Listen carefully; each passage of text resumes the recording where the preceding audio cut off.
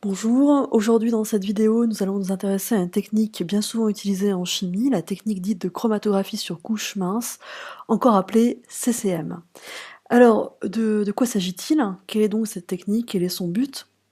En fait, la CCM permet deux choses. Premièrement, de séparer des espèces chimiques qui sont contenues dans un mélange initial, mais aussi et surtout, j'ai presque envie de dire, d'identifier ces espèces chimiques par comparaison avec d'autres espèces chimiques que l'on veut qualifier de référence. Alors, le matériel nécessaire pour faire une chromatographie sur couche mince est le suivant. Vous avez besoin d'un support qui peut être de différentes natures. Ça peut être un support papier, qu'on va appeler par exemple papier Whatman, mais ça pourrait être aussi un buvard, une feuille d'essuie-tout ou une plaque de silice. En fait, ça dépend un petit peu, le support dépend de la nature des espèces chimiques que l'on souhaite étudier. Alors par exemple, pour les colorants alimentaires ici, c'est un papier dit Wetman, et puis pour des espèces organiques, en général, on utilise des plaques dites plaques de silice. Donc on a besoin des espèces chimiques bien sûr à séparer, et donc d'un support qu'on va appeler la plaque à chromatographie, et c'est sur ce support pardon, que l'on va déposer les espèces chimiques que l'on souhaite, ou le mélange d'espèces chimiques que l'on souhaite étudier. Ce dépôt va se faire à l'aide de capillaires, et parfois quand on n'a pas de capillaires, on utilise des petits cure-dents qui ont été un petit peu, dont la pointe a été écrasée. Une fois que les dépôts auront été réalisés sur la plaque et chromatographie, on verra qu'il est nécessaire de tracer au crayon à papier une ligne ligne de dépôt. On placera cette plaque dans un récipient qui s'appelle une cuve à chromatographie. Donc en général, au laboratoire, c'est un bécher qui est plutôt assez haut, avec un verre de montre dessus, car on devra au préalable mettre un liquide dans cette cuve qui s'appelle un éluant, on verra son utilité plus tard, mais bien souvent, pour les espèces organiques, l'éluant, c'est souvent un mélange d'espèces chimiques ou une espèce chimique qui est un peu nocive et irritante et surtout très volatile. Donc c'est la raison pour laquelle on met un petit verre de montre sur la cuve à chromatographie, pour éviter que les vapeurs s'échappent dans la pièce. Donc ça c'est le matériel de base, j'ai envie de dire. Et alors maintenant, une fois qu'on a tous les acteurs principaux à portée de la main, eh bien il reste plus qu'à opérer par étapes. Première étape, donc on trace en bas de la plaque à chromatographie un trait, on le trace délicatement, sans appuyer avec le crayon, en particulier si on a affaire à une plaque de silice. La plaque de silice, c'est en fait un sable qui a été finement broyé, la silice, et qui a été collé sur un support en aluminium. Et si vous tracez un trait en appuyant fortement avec le crayon à papier, vous risquez d'arracher la silice, et donc ça, la chromatographie, on verra par la suite, ne pourra pas s'opérer. Donc on trace délicatement une ligne qui va être appelée une ligne de dépôt, et c'est sur cette ligne qu'on va déposer les espèces chimiques de référence, et donc aussi le mélange d'espèces chimiques qu'on souhaite étudier, ou l'espèce chimique que l'on souhaite étudier. En fait, l'idée c'est de faire autant de repères qu'il y a de dépôts à faire, et vous nommez ces repères. Par exemple, repère 1, repère 2, et puis vous devez vous mettre d'accord que le repère 1, c'est par exemple telle espèce référente, ou alors telle espèce à étudier. On fait des dépôts les plus petits possibles. Là, ils sont déjà un petit peu, ils sont même gros sur la photo.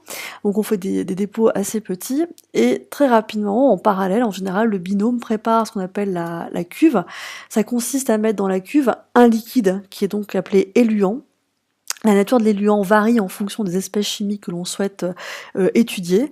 Donc ça peut être de l'eau salée, typiquement pour les colorants alimentaires, mais ça peut être aussi un mélange de solvants organiques en général. Donc ça, vous n'avez pas besoin de vous occuper de ça. En général, on vous dit exactement qu'est-ce qu'il faut choisir comme éluant. Donc en revanche, la contrainte qui est très importante, c'est de vérifier que la surface libre de l'éluant soit en dessous de la ligne de dépôt. Je m'explique, si vous avez fait une ligne de dépôt par exemple à 1 cm du bord inférieur de la plaque à chromatographie, il faut que la profondeur des luants soit inférieure à 1 cm.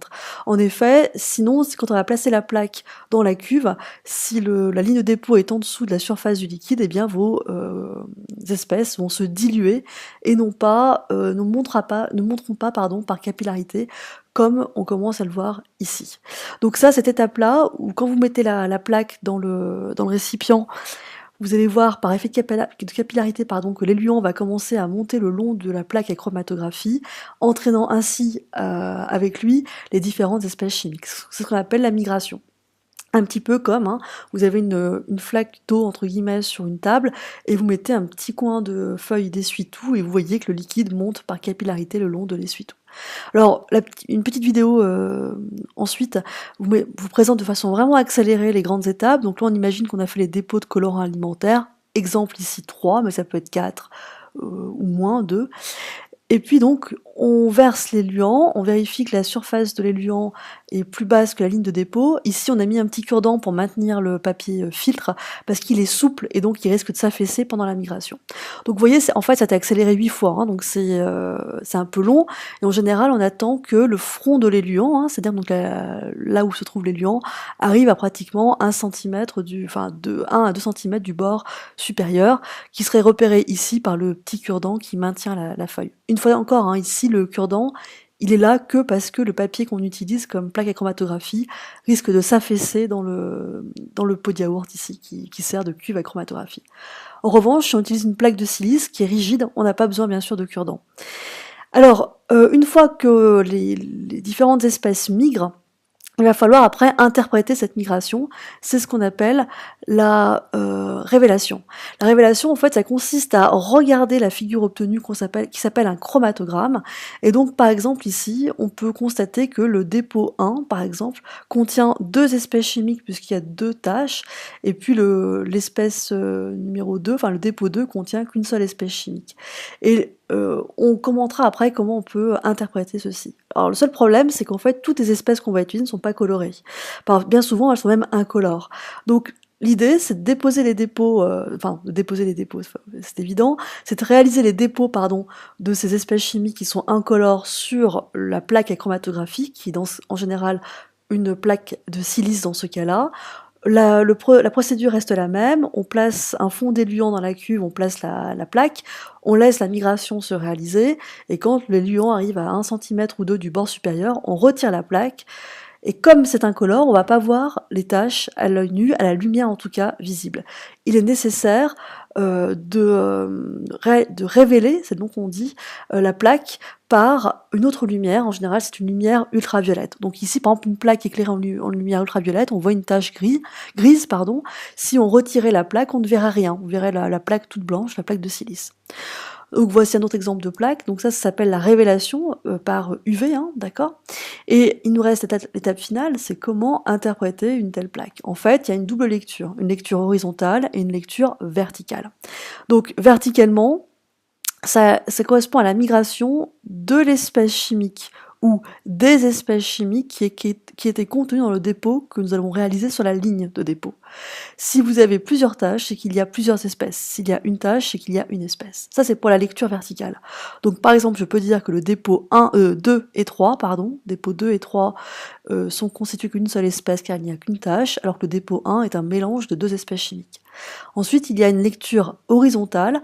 2 espèces chimiques identiques migrent à la même hauteur si elles sont sur le même support de plaque et chromatographie et pour le même éluant. Donc autrement dit, je peux très bien dire que le dépôt 1 contient 2 espèces dont l'une correspond à celle du dépôt 3. Donc en fait, imaginez que les dépôts 2 et 3 sont des espèces de référence, que le dépôt 1 est un mélange d'espèces chimiques, donc je pourrais déjà ici identifier une des 2 espèces chimiques du dépôt 1. Voilà, donc il ne reste plus qu'à manipuler cette technique, et je vous dis donc à bientôt.